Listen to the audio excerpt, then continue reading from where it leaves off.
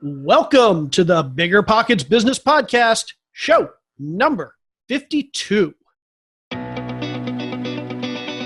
Welcome to a real-world MBA from the School of Hard Knocks, where entrepreneurs reveal what it really takes to make it. Whether you're already in business or you're on your way there, this show is for you. This is BiggerPockets Business.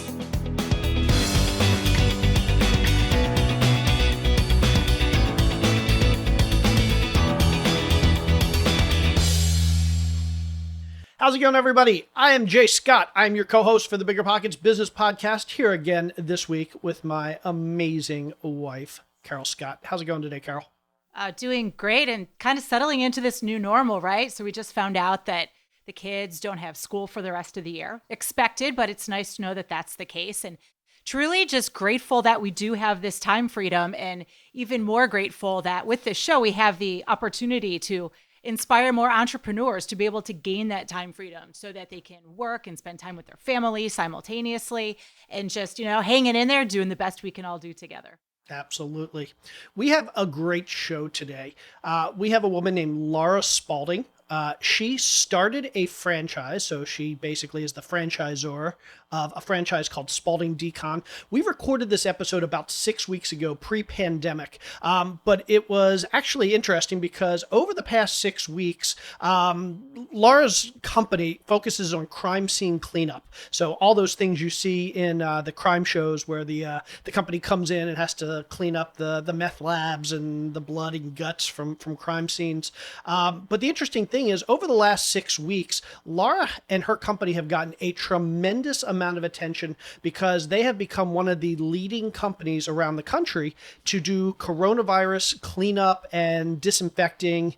And so just tremendous amount of publicity since this episode was recorded. So we don't talk about that because this was recorded about 6 weeks ago, but keep that in mind as we go through that Laura's company has just really taken off over the last 6 weeks. Laura was an undercover police officer, and she parlayed the experience and everything she learned from cleaning up meth labs, or not cleaning up meth labs, but busting meth labs and dealing with crime scenes. And she parlayed that into her franchise called Spaulding Decon. And Laura is tremendously humble. Basically, throughout this interview, she talks about all the tribulations and all of the struggles she faced growing her franchise. But something to keep in mind, just over the last couple of weeks, Spaulding Decon was voted one of the top 10 new franchises in the country by Entrepreneur magazine. So while she's being humble and talking about all the struggles that she's endured while growing this franchise, keep in mind that she has been tremendously successful, and we congratulate her for this recent accolades from Entrepreneur magazine. Anyway, make sure you listen to the very end. And when I say the very end, I mean even after the 4 more in this episode, because at the very end, we asked Laura about some of her favorite crime scene cleanup stories. So a little bit gruesome, but some really good stories in there. So make sure you listen to the all the way end. If you want more information about the things we talk about, if you want more information about Laura or her franchise, make sure you check out our show notes at biggerpockets.com/bizshow52. Again, that's biggerpockets.com/bizshow52. Without any further ado, let's jump in with Laura Spaulding. How you doing today, Laura? Great. How are you guys? We are Awesome. Doing great. Thank you so much for being here. Oh, it's my pleasure. Thanks for having me. Yeah, Okay. We're really looking forward to the nitty-gritty, to say the least, of your very fascinating business. I'm expecting all kinds of phenomenally gruesome stories, not spoiler alert for our listeners, but combining that with the whole business aspect is going to make for a really great show. So thanks so much for being on with us. Oh, thank you. Awesome. Okay, so we've got a lot of business stuff to talk about, but I think for your story, the backstory is kind of important, how you got to doing what you're doing. So can you take us back a little bit and talk about, so how did you get into the crime scene cleanup and decontamination business? Yeah, so it's a bit of a unique story. So, all growing up, my father was in law enforcement. So I thought that, that's kind of what I wanted to do. I thought it was exciting. It's always on TV. It's it felt like a game to me, kind of, catch cops and robbers, type thing. So I was always kind of enamored with that. So, all through school, that's really kind of all I concentrated on. So I got a soccer scholarship to college, and then went in the military. And then immediately when I got out of the military, I applied to basically every major city in the U.S. with a few exceptions. And I was just throwing out, Atlanta, Phoenix, Detroit, everywhere. And I got hired with Kansas City, Missouri, back in 1998. That's how old I am. And, it was my first real job. I had plenty of other jobs before that. But so, I started working the streets, and, I moved from I was going to school at the University of Tennessee. So I moved from Tennessee to Kansas City, not really knowing anything about Kansas City. I had no idea, how violent it was, and the drug problems. And it's just a really underreported city, so to speak. And so you just start off as a beat cop. Yeah, everybody starts off as a beat cop. And, I went through the police academy, and I had a blast in the police academy. It was 6 months, and, it was physical fitness. It was, every type of test that you could possibly get, whether it was, mindset to geography to physical fitness. They put you through the whole rigmarole. So I found it fascinating. Every aspect of it. You went to different phases. It was almost like college, but it was more concentrated with, like the jujitsu and, all that different stuff, and shooting guns and everything. So I loved it. I absolutely loved it. So when I got out of the police academy, I was working patrol in the worst part of the city. They always throw the newbies in the bad parts, and, drug infested and whatnot. So I was probably doing it for about 6 to 8 months. And I got a request for the Vice unit to work undercover. And it was kind of a moonlighting thing to work undercover prostitution. So I thought, why not? It's different. And it was street prostitution. So I was shocked, to say the least. I didn't realize how naive I was until I started working street prostitution. But then I realized, I really like the unit because it's exciting in a different level. So I decided that I was going to try to get into street narcotics and work undercover narcotics. And I really had kind of the full circle of law enforcement at that point. I've worked in the street. I'm doing, in crime scenes and shootings and robberies.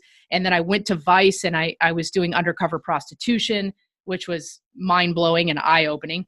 And then I was the first, and only female to be in the street narcotics unit. So I was buying, crack cocaine, methamphetamine, and marijuana pills, you name it, whatever was being sold on the street as a job. This is fascinating. So you were full on being paid probably a decent salary because you're in a scary part of town and so on and so forth to do all this and just learn all these behind the scenes, like underbelly of a city and all kinds of scary stuff going on.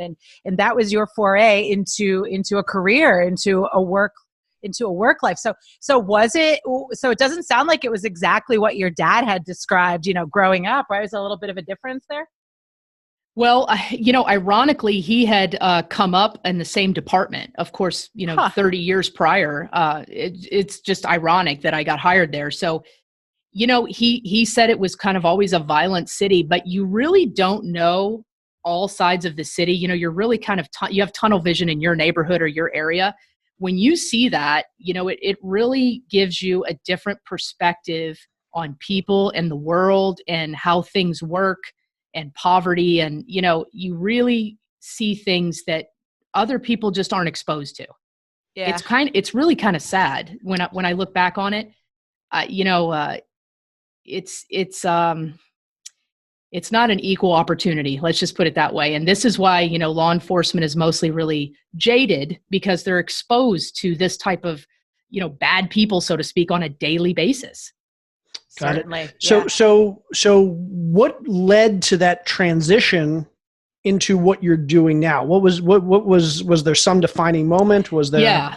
So, I'm working in the street narcotics unit, and it was weird because when I was on patrol, I was being paid a shift differential, so to speak. So I was working nights, and we got what's called a shift differential. So when I transitioned over to the narcotics unit, we were working all hours, days, evenings, overnights. And I noticed on my paycheck that they took my shift differential away from me. And I thought, that's kind of odd. Why? What's the point of that? And their response was, you're not consistently working the night shift. And I go, I'm buying drugs in the ghetto. Like, there's guns to my head. I was robbed. I had a knife pulled on me, you name it. So essentially I was making less than I was when I was working patrol, and it didn't make sense to me. So then I really started to think about it, and I thought, I was at the time making about $40,000 a year, and I couldn't work off duty because I was undercover. I couldn't blow my cover. Wow. So that was more income taken away from me. So I really had a hard look, and I said, this is a lot of fun, but that's just what it is. It's fun. It's not long-term. I'm never going to make the money that I know I can make, and I need to do something else. So I started to pay attention to like external resources. And I started picking up a lot of real estate books, and that was kind of the, Rich Dad, Poor Dad was the first book that I read. And I started thinking, okay, there's no way that I'm going to generate enough capital to start buying these properties on this crappy salary. Well, then, the narcotics unit was in the same office as the SWAT team. So when we would go bust these, or we would go buy this methamphetamine, they would go and bust them. But I noticed that they were dressed differently when they went into bust meth homes as opposed to a crack house. And I started asking questions like, hey, why are you guys all suited up with respirators and, bunny suits? And it looks like, an anthrax scare. And they said, well, methamphetamine is toxic. And I said, well, what happens to the house after you bust it? And they said, I don't care. It's not our problem. Wow. So then I started looking into it, and I realized Missouri was the meth capital of the United States. So there was thousands of homes that were contaminated with meth, and people were unknowingly living in them and getting sick, and they didn't realize why. So I started doing more research, and I found in Colorado, they had some really severe, strict regulations against people living in these contaminated homes. So I thought, I'm going to do this. I'm going to clean up crime scenes, and I'm going to start cleaning up meth labs.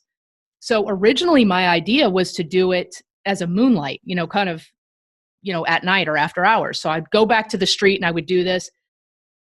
Well, as luck would have it, the department was like, no, you've got to really pick. It's one or the other. And I was like, yeah, okay, I quit.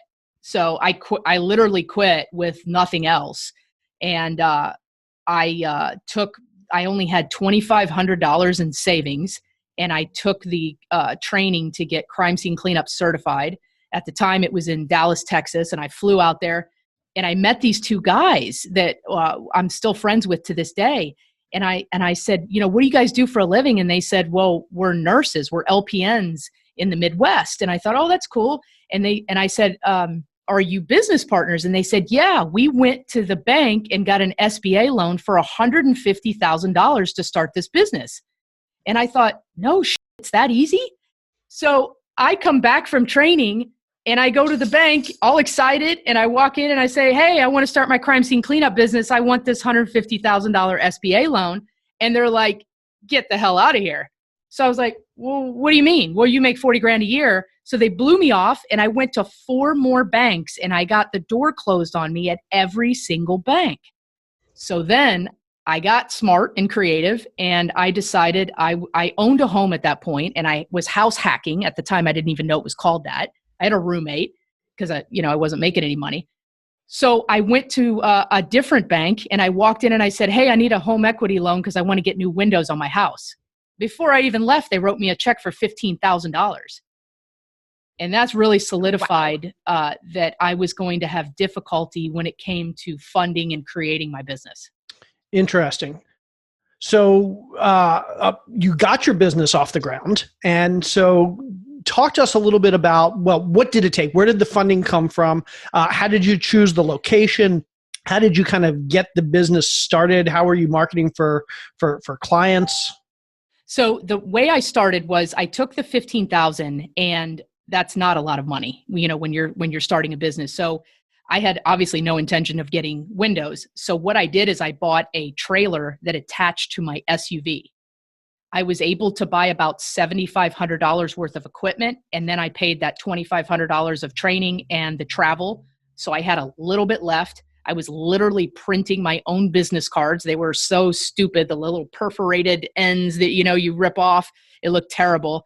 And I created my crappy little website at the time. And my original idea was, okay, I quit my job, so I'm just going to stay here in Kansas City and do my business, because basically all my resources were there. But then I thought, why am I staying here? I don't really like the Midwest. I'm from Tampa, Florida. So I said, screw it. I rented my house out and I packed everything up in that same trailer. And I came down to Tampa, where everyone comes to die, right? Florida. Everyone comes to die here. So I thought, oh, there's definitely a market here. Oh my gosh, this is amazing. So I started the business here. And I really hadn't gotten any, I had only done 2 jobs in Kansas City by the time I realized that I wanted to leave. So when I came to Tampa, it's not like I lost any headway or anything. Got it. So you decided to come back to Tampa because you were from Tampa originally. I find it interesting, though, that you mentioned earlier that Kansas City was the meth capital. So did it offer the same types of opportunity in Tampa, or how did that work out? What was the opportunity like in this new location? So that's a great question, because when I started the company back in 2005, Missouri was the meth capital. Missouri is still in the top 5, but Missouri still lacks any regulations or requirements for homeowners to take care of these meth labs. Very similar to Florida. So we all have meth contamination in all 50 states, but there's only 23 states in the country that require decontamination. Fascinating. So that's meth. What other types of, were you specifically just doing meth cleanups, or were there other jobs that you were taking on back in the beginning after you got that certification? Well, when I got the crime scene cleanup certification at the very fourth quarter of 2005, and then I got the meth certification in the first quarter of 2006. So I was doing crime scenes first, and I was doing them by myself because I couldn't afford any employees or anything. I had very little to no construction experience. So I was, this was before the YouTube days where you could actually get on YouTube and say, oh, how do I remove, laminate flooring or whatever it is. So I had to figure it out. Well, then I quickly realized this is more construction intensive than I ever thought it was. So my idea was, I'm going to hire some part-time guys that are experienced in this part. I'll teach them the blood part. They teach me the construction part. And then it just kept rolling from there. At that time, again, I never thought that it would grow to what it is today. I always just assumed it would kind of be a side gig for me, something that I enjoyed doing, something that didn't bother me from, a sight or smell situation. And obviously, I was used to handling and dealing with these type of families in their grief-stricken times. So are you getting most of your, or at least at that time, were you getting most of your business by advertising on the internet or billboards or connections to the police academy or police force? Or where were your leads coming from for these houses that had need for cleanup? So at that time, I didn't have any money. Remember, I had almost exhausted all my 15,000. I had left my comfort zone of Kansas City and came to Tampa, so I had no law enforcement contacts. So I got all of my work from door-to-door marketing, basically guerrilla marketing. I was that person going into the apartment complexes saying, if you guys have a death here, an accident or a suicide or whatever, I can clean it up for you. And, at the onset, they would blow me off. And I would say, listen, just take my card. You're managing, 700 apartments. It's going to happen if it hasn't happened already. And bigger than shit, 2 weeks later, they would call back and go, I can't believe I'm calling you.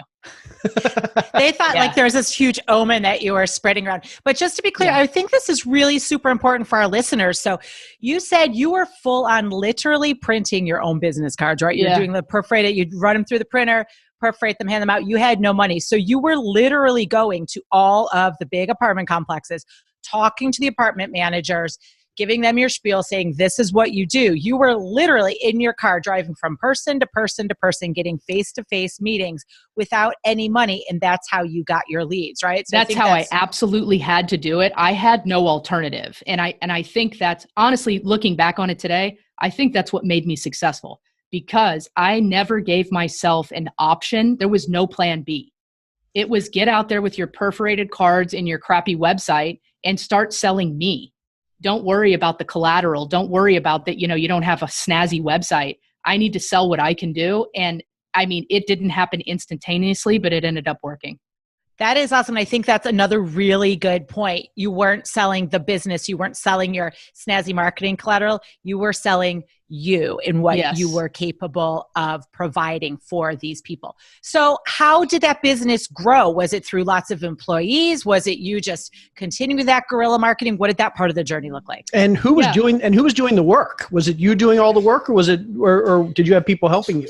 Well, I was doing the work as well as the marketing. So what I did is I made a plan every day from 8 a.m. to 5 p.m. I was going to go out and market.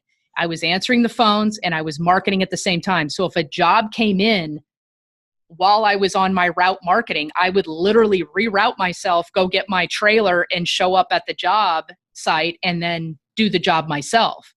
Well, then we started picking up a little bit more where I actually needed some help. So I thought, I can't really employ someone who needs to make a decent living because I don't have enough work to be able to afford that. So my idea was to hire stay-at-home moms, that they just wanted to do something during the day. They didn't necessarily need it, but they enjoyed the work or they were interested in it in some way. And that's how I started. I had 2 stay-at-home moms that helped me for the first couple years. Interesting. Okay. So I think we've done the kind of the spoiler already when we talk about like you eventually get to your franchising the business. So skip ahead a little bit. How did the business grow? How did you get to the point, or when did you get to the point where you said, I'm doing well, my business is doing well, Tampa's a great market, but now I'm ready to expand? What was that? What was that kind of that process? Let me back up just a little bit, because there's one pivotal moment that happened that kind of led me to franchising. Yep. So, 2005 I started. I ended up hiring the 2 stay-at-home moms in 2007. Well, we all can remember the recession was hitting at that point. So 2008, I was getting calls from large banks that were in asset management companies that were handling foreclosures. And I did such a good job for them in Florida, they asked me if I was willing to take on other states. So I decided to eventually broker it. And so I was monitoring it, collecting all the information, making sure that the work got out okay. And I would add a percentage onto all of their invoices, but they were physically doing the work. So that turned out great. We were doing work in all 50 states. I had like 4 admins that were basically shuffling all the work to different states. I mean, it was crazy. We were doing really, really well.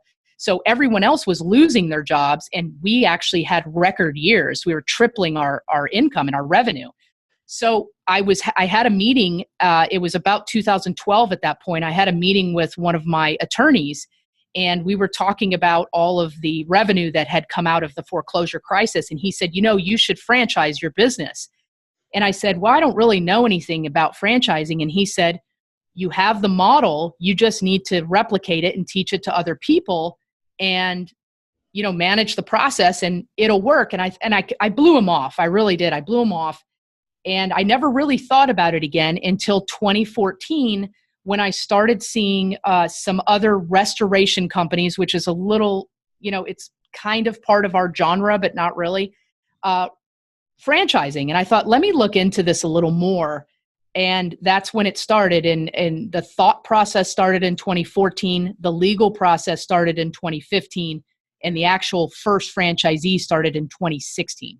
Got it. Okay. And so that makes sense. I mean, you kind of had an intermediate step in there. You didn't just, you were in Tampa and then you decided to expand. Basically, you were getting leads out of state and you were saying, I can't handle these leads, but I don't want to throw them away. So you were farming them out, finding somebody else to do the work. You were tacking on some profit there for yourself.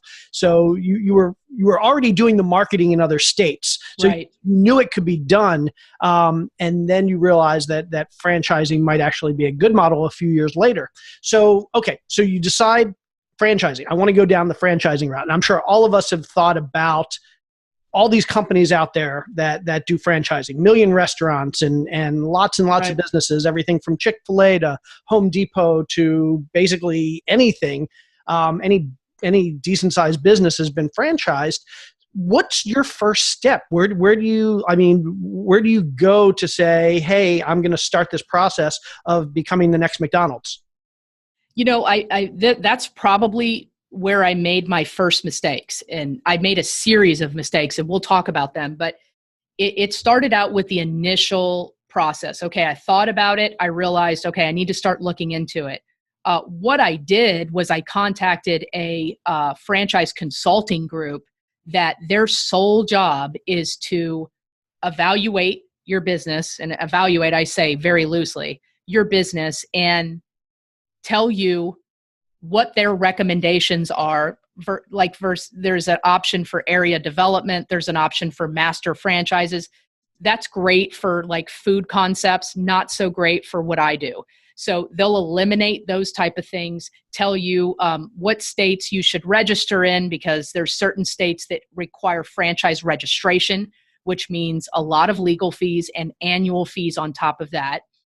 So I contacted them. What I should have done was contact other franchisors and really hear it from the horse's mouth. So in hindsight, no one's going to give you better advice on franchising than somebody who's walked in those shoes. And a consulting group that just has a bunch of business gurus have not walked in those shoes.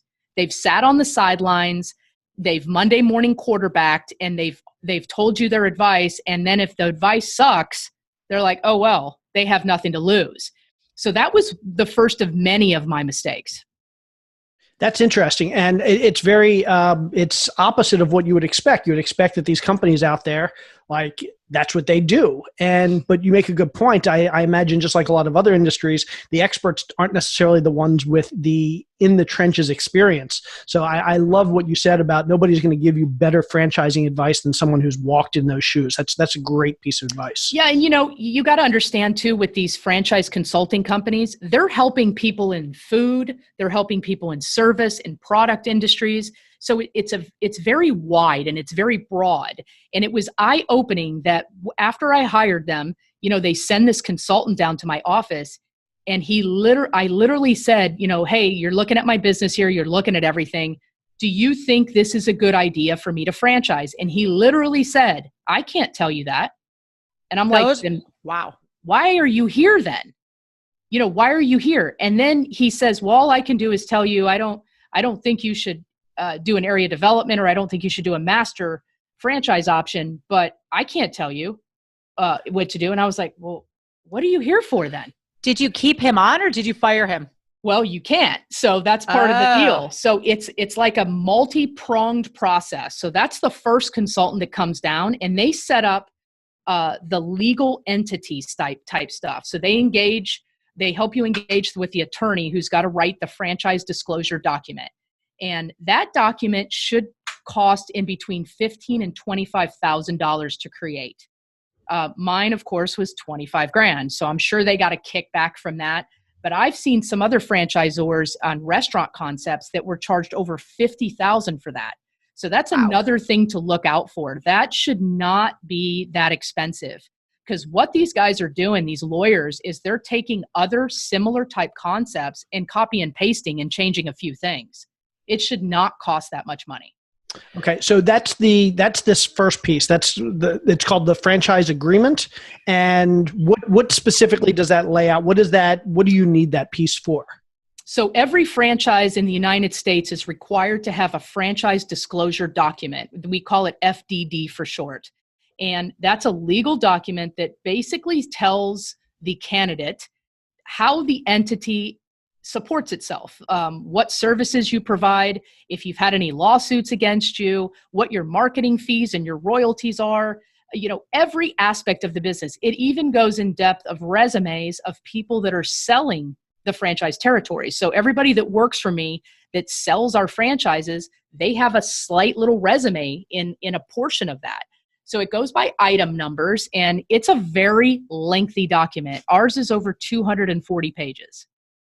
Interesting. Okay, so so you have to do the franchise disclosure. Once you have that, are you ready to go out and find your first franchisee, or are there other steps?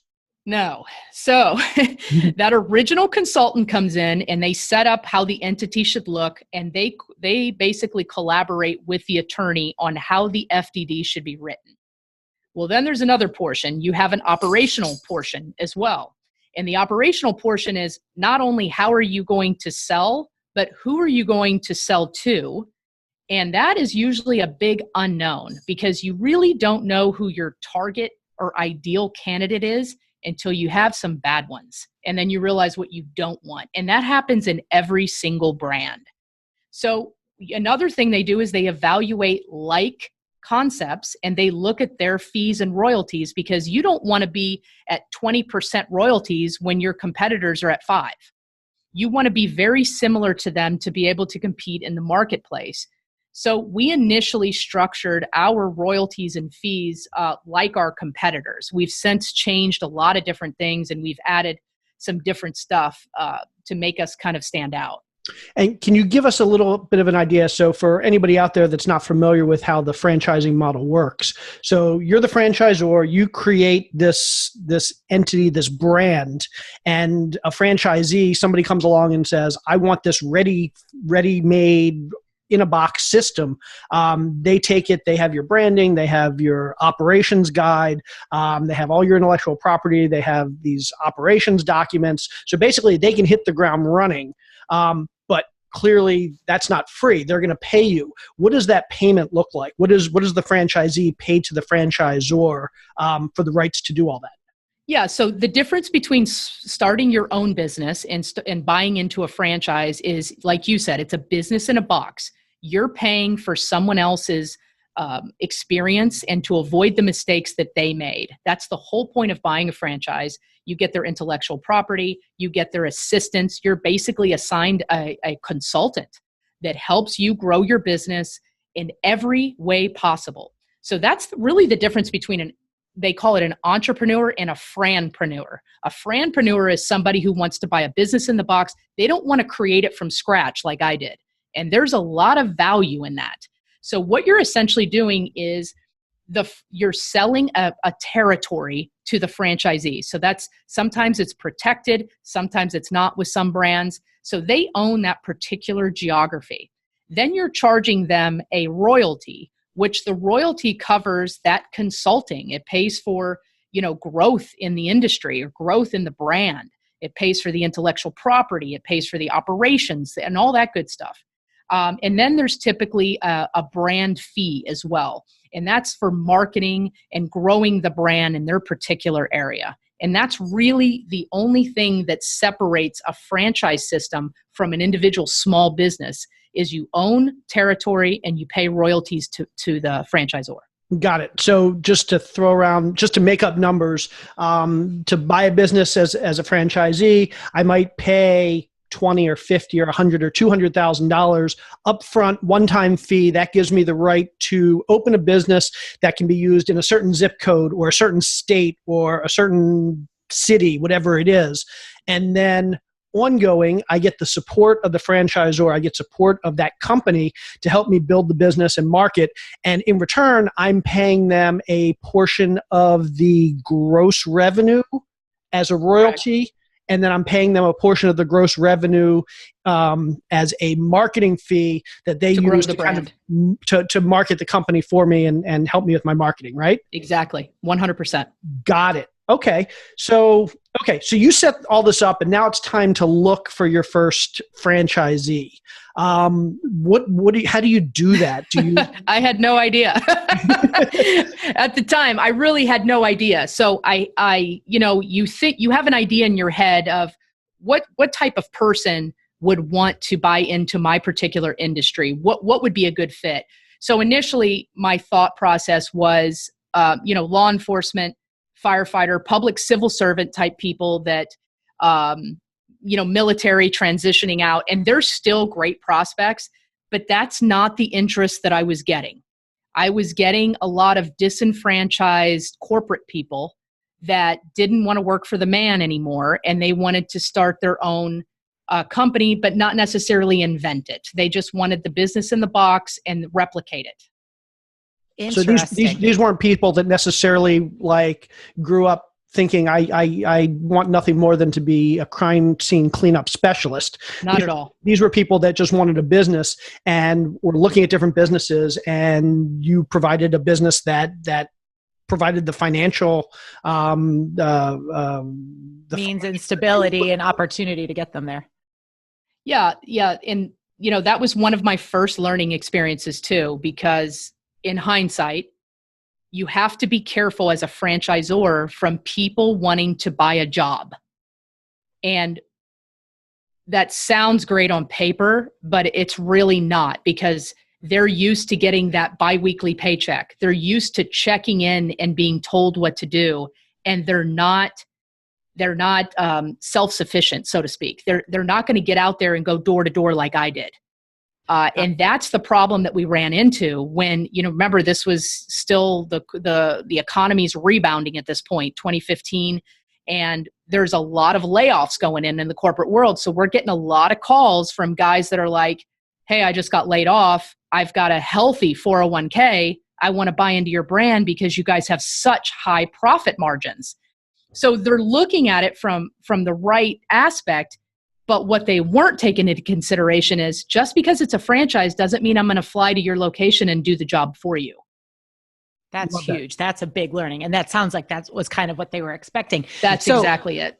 So you were going, you had this thought process first that it would be law enforcement, firefighters, so on and so forth. You realized it was these corporate guys. So who did that first franchisee end up becoming? Who was that person? So, it was ironic because Entrepreneur Magazine did a big story on us, and it wasn't an ad because we couldn't afford an ad.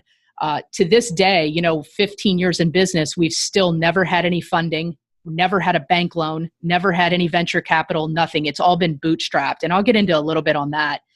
But when that franchise consultant came in here and he said, to launch a franchise system, it's going to be $150,000. I had no idea, so I just took his word as gospel.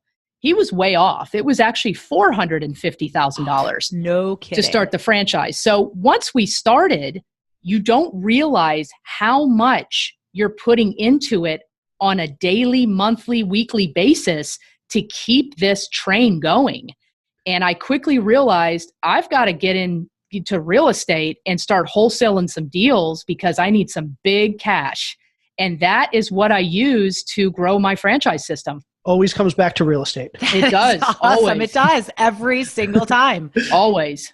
That's amazing. So you throw out the number 150, 450,000. Are these typical numbers? If for any listeners out there who are thinking, I've got a small business, I'm thinking about franchising, are those the numbers that they should be expecting to kind of get to the point where they can get started? Well, it's going to be different if you're, I'll say, a restaurant, because you have a brick and mortar, you have capital expenditures that are different than ours. For a service-based business, I would say that's average. One thing, that I wasn't told is you don't just hire that lawyer to write that franchise disclosure document. Little do you know, that person, that guy or girl, is on retainer with you, and you're going to be writing them checks monthly for your entire career in franchising. And it is hefty. Some of these guys are $600-700 an hour just to write a franchise agreement. Wow.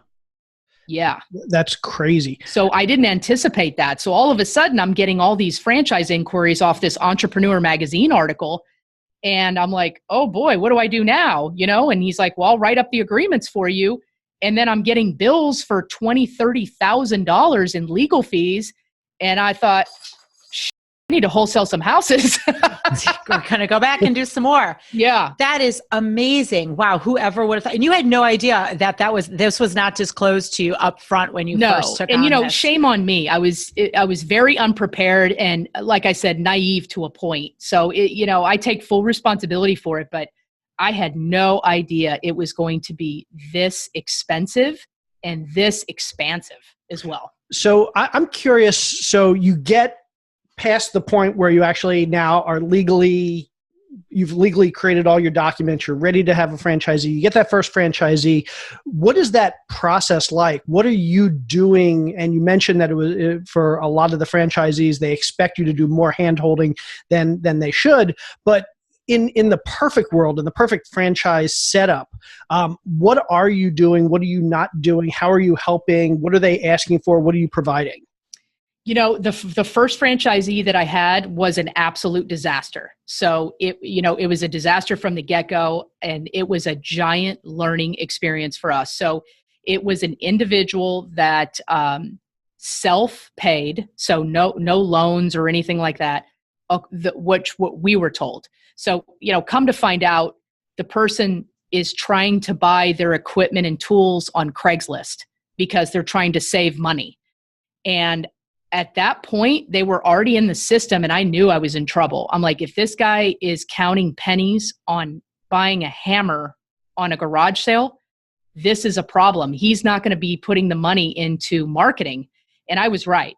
He refused to do anything, sat on the couch, waited for the phone to ring, and after 6 months, I terminated him. And I thought, this is exactly what I don't want. So you just spent $450,000 and your first franchisee is kind of gone. Yeah. So what were you thinking at that point? Were you like, I'm just done and I'm just going to call it a day, or did you just go for it again? Well, I thought I made a big mistake, and I was too far into it at that point to pull away.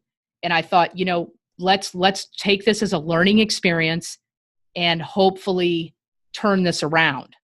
And, here we are 3 years later, and I'm still learning something every single day. And I think the most shocking thing that I've learned is that people that are buying businesses in a box literally want everything done for them.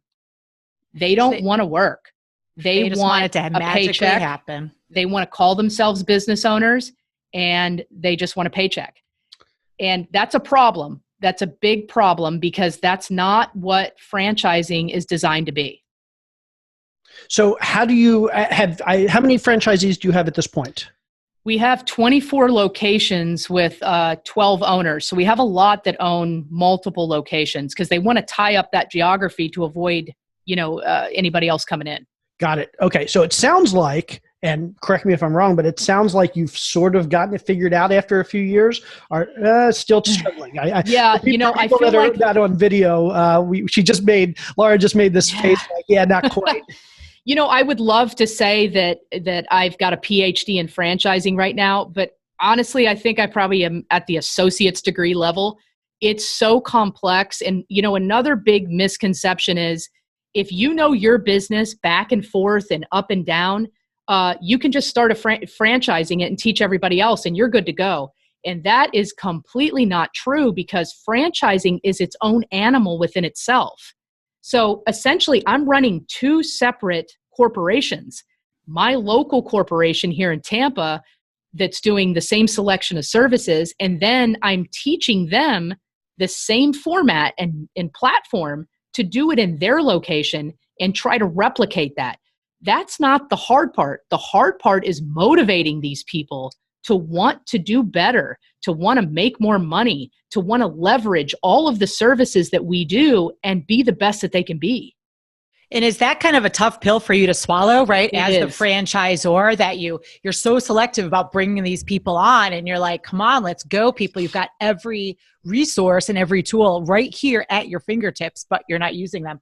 It's extremely frustrating, not only for me, but for the staff. Like, we have franchise coaches that are assigned to these people, and they're giving them tips and propaganda and formats and everything to follow. It's a map to success. We've obviously done it here. We have franchisees that have done it. So you have to really look at the ones that aren't performing and go, what are you doing?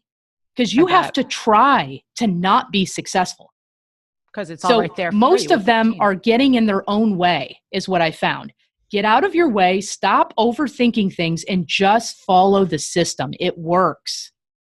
Great, great. So tell me more about, you're talking about this system, all these resources, the tools that people have at their fingertips that they're not necessarily using, but a big part of that is this franchise team that you've established for these franchisors. What does that team look like? Who are those team members? What are their roles?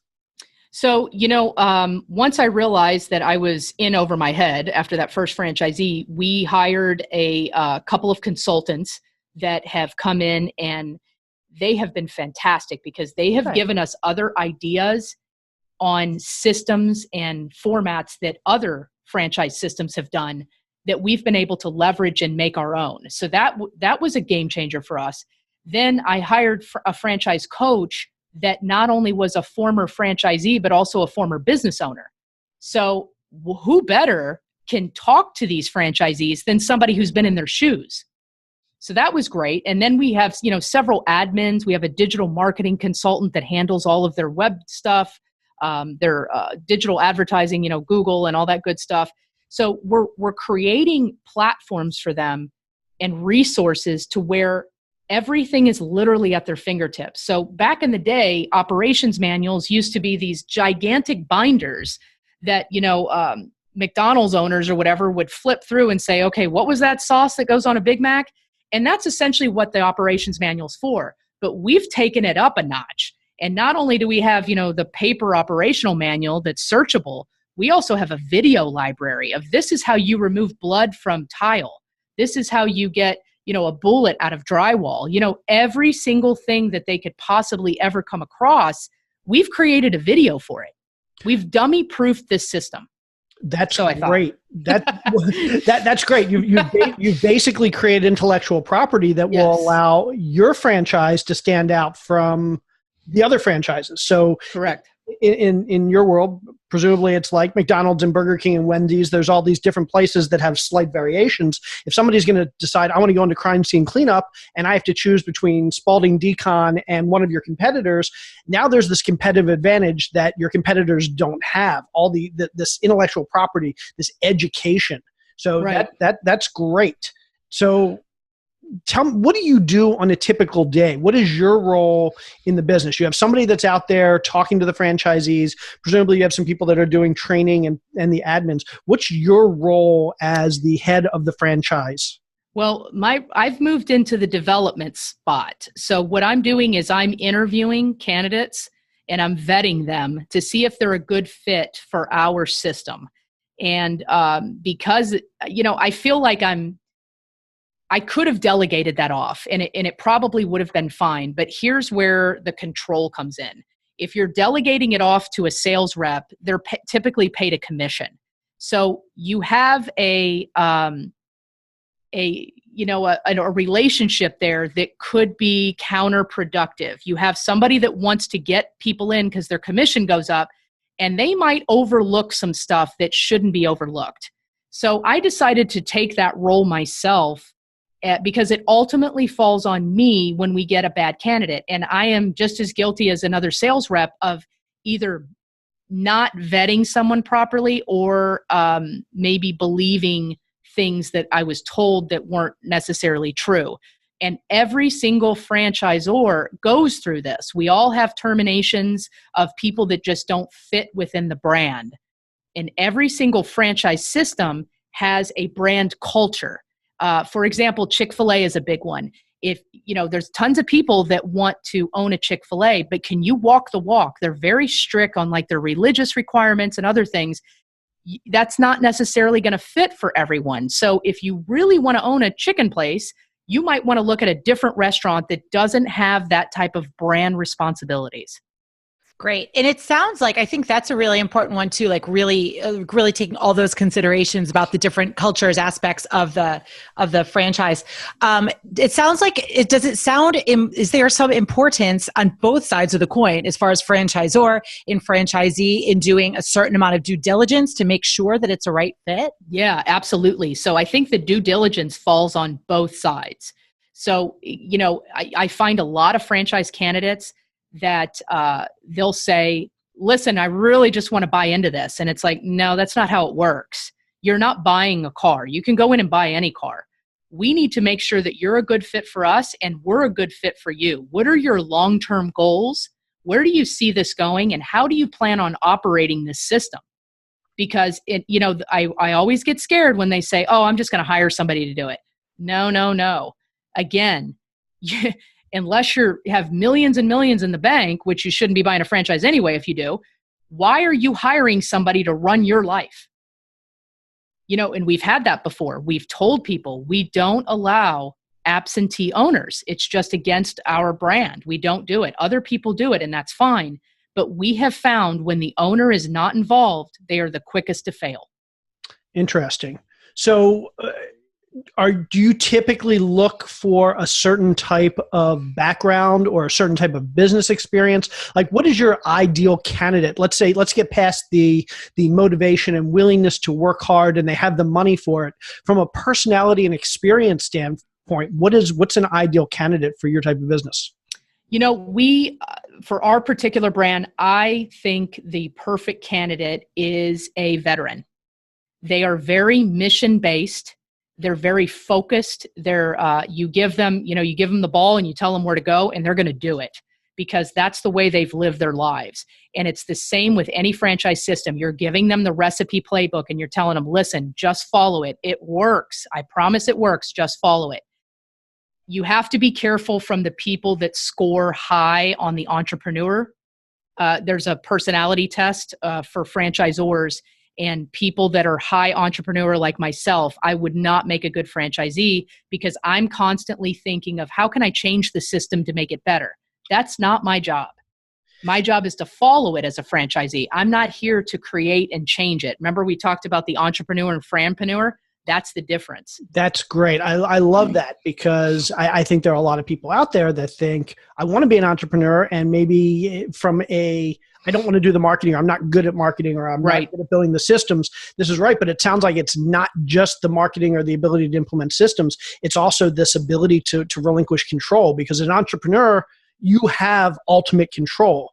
As a franchisee, you actually have relatively little control, but in a way that in theory can help you a whole bunch if you can follow the rules. Right. And you'd be surprised how many people have difficulty following the system or following the playbook. We're not asking for the perfect person. You're never going to find anybody that's fantastic at operations, but also great at marketing and great at, say, HR.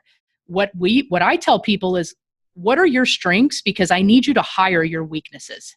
You're just going to hire your weakness. And if you're not properly capitalized, that is the number one reason franchisees fail. They're not properly capitalized. Excellent. That's super. So what's next, Laura? What are your next plans for growth? What's coming down the pipeline? We introduced the real estate component into our services back in 2016 when we started. And it's been a game changer for us because our franchisees are wholesaling these homes that have had, afflictions of whatever. And they're getting quite a bit of capital that they're putting back into their business to grow their business, whether it's buying new territories or adding trucks or whatnot. So leveraging the real estate portion has been great. Unfortunately, we don't have every single franchisee that's comfortable enough to do it in the system, but we're really pushing that because, again, I would not be here if it wasn't for me wholesaling all those houses to get the capital that I needed for that gap that I was missing. That's great. So basically, the business is a great marketing tool for the real estate side, and the real estate side is a great marketing tool for the business. It's just absolutely it works so well together. It does. It does. And the only thing I'm mad about is it took me, till 2016 to figure that out. Awesome. Well, this has been fantastic. I could ask questions for like another 10 hours, but we need to get into the final segment of the show so we don't go too long. And that is called the 4 More. And that is where we ask you 4 questions that we ask all of our guests. And then we give you an opportunity to tell us a little bit more about where our listeners can find out more about your business and connect with you. How's that sound? Yeah, it sounds great. Awesome. Okay. Then I'm going to ask the first question. What is the first or the worst job you've ever had? You know, my first job was my parents had got a brand new lawnmower. I was 11 years old, and it was the new Honda self-propelled, where you didn't have to break your back pushing it. And I asked my dad if I could go around the neighborhood mowing other people's lawns. And he kind of blew, yeah, sure, whatever, as long as you pay for the gas and mow my lawn. And I said, okay. Well, it turned out that I was making like $200-300 a month as an 11-year-old mowing these lawns. So he cut me off, and he said that was too much money for an 11-year-old. So that was my first job. And ironically, I was charging $20 a lawn back then. I was 11, so that was 30 some years ago. And the price for that type of business has not changed. So I would say the barrier of entry is extremely low on that, and I would advise against a franchise in that. That is awesome. Okay, here's your second question, Laura. I would like to know, what is the defining moment when you realized you truly had an entrepreneurial itch? It was right after that when my dad cut me off from mowing lawns. I was taking all of my Christmas and birthday presents to school, and I was reselling them to my friends. And when we would go to Sam's Club was like just starting back then, I would buy the big container of blow pops, and I would sell them for $0.25 to all my friends. And then I got in trouble for that, so I had to do it in the parking lot. And I knew that I was always going to do something for myself because I was constantly wheeling and dealing. And you are so not a rule follower, are you? Oh, You're no. like, I'm just, whatever someone tells me to do, No. I'm just doing the total opposite, and I'm running this show. Yeah, just for the record, I think I've been fired from every single job, so I really had no other option but to do this. So I think that describes a lot of entrepreneurs. We're entrepreneurs because we're unemployable. Yeah, I'm unemployable, no doubt. Yeah. Awesome. Do you read books? Oh, lots. Excellent. Lots. Okay, then that we change up question number 3 every once in a while, but that's my favorite question. What's the best book you've read recently that you would recommend to our listeners? The best one that I've read recently, and it's probably going to end up being my top 5 ever. And I don't know if you've read it, but it's David Goggins' Can't Hurt Me. Yeah, that was a game changer for me. I really, really liked it. I grew up in kind of somewhat similar as he did in the past. So mindset has always been very big to me. And I read it at the exact right time that I need it. I feel like these books come to me at the right time.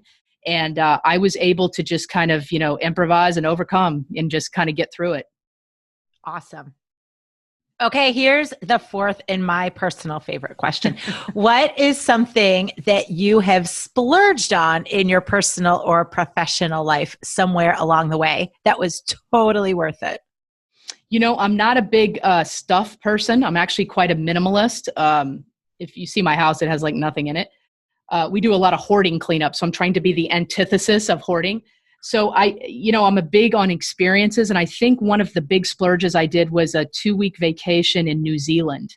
It was incredible. And I traveled through the entire country and, got to go to a rugby game and zip lining and just a great experience. And I really, really enjoyed it. And that was a very expensive, but very worth it.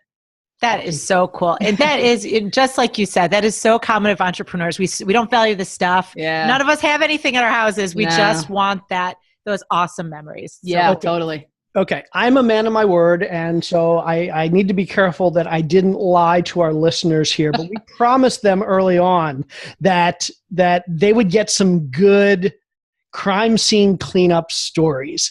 So before we jump to the more part of the 4 more, can you give us your top 1 or 2 or 3? I don't know if favorite's the right word, but most interesting. Let's use most interesting crime scene cleanup stories. Some of them are very sad. Other ones are interesting. So one of them I remember it was the longest human decomposition we've ever had. And it was a man that he had all his bills on bill pay, and he had his mail sent somewhere else. And he died in his home in the living room on the futon, and no one found him for 9 months. And he literally melted through the futon, through the beautiful oak floors, and into the crawl space below it.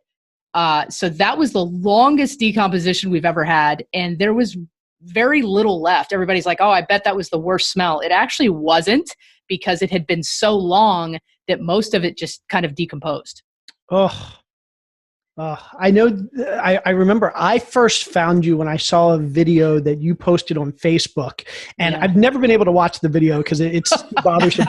But you titled, and this is for anybody out there that wants to hear some more of your stories. Yeah. You post some of your stories, videos publicly on YouTube. But you posted a video called "The Exploding Esophagus." Yes. And I haven't been able to watch that because I have acid reflux, and it just scares me to even think about it. But what was that story?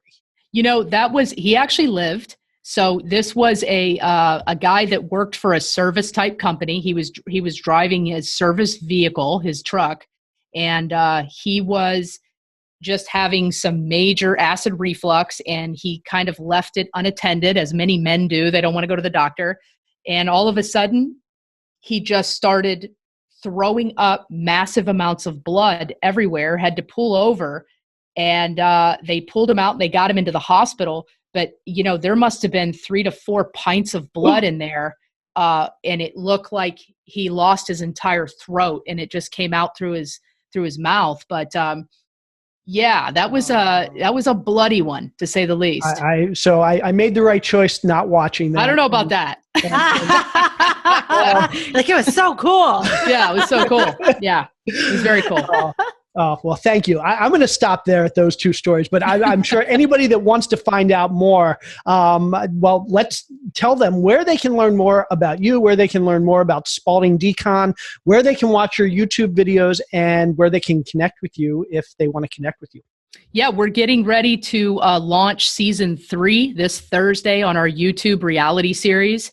It's completely uncensored, so you can go to YouTube and type in crime scene cleaning. And it's uncensored, not for the weak. We also have a exclusive season and a podcast on Patreon. It's also under Crime Scene Cleaning. And we have a cult-like following on Instagram, over 360,000 people following us on Instagram in just a short year. Wow. And that's also under Crime Scene Cleaning. And we really kind of go into more the stories there. People seem to love the stories more than they do, or maybe as equal as the gore, because everyone has a morbid curiosity on, how do other people live? What do they go through? You want to walk a mile in other people's shoes. And we really take a non-judgmental component to it. We don't want any judgment because you don't live in their shoes. Certainly. Wow. This has been an eye-opening discussion, not just obviously from the business and the franchising standpoint, but just from the business standpoint, the type of business you're in. So thank you so much for coming on. Thank you so much for sharing all that.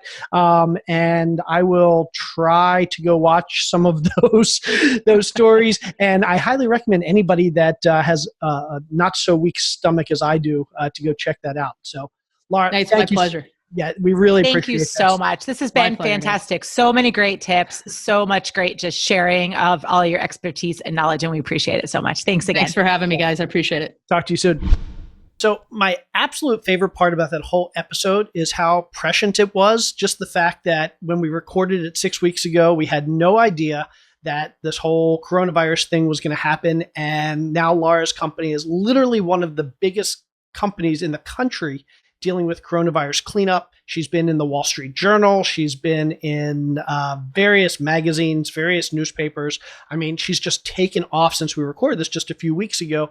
And just congratulations to Laura on Entrepreneur Magazine Top 10 Best New Franchises. Just absolutely amazing.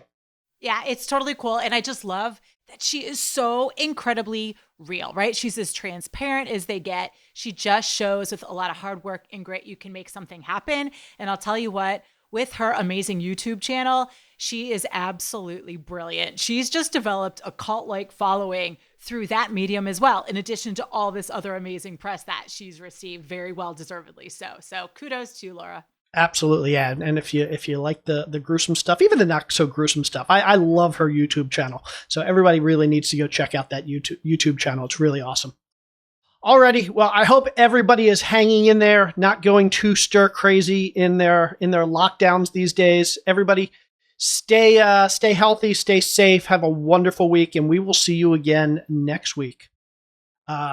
She's Carol, and I guess I'm Jay. Do not wait another minute. Get out there, people. Be a business owner today. Have a good one. Thanks, everybody. Take care. Bye-bye.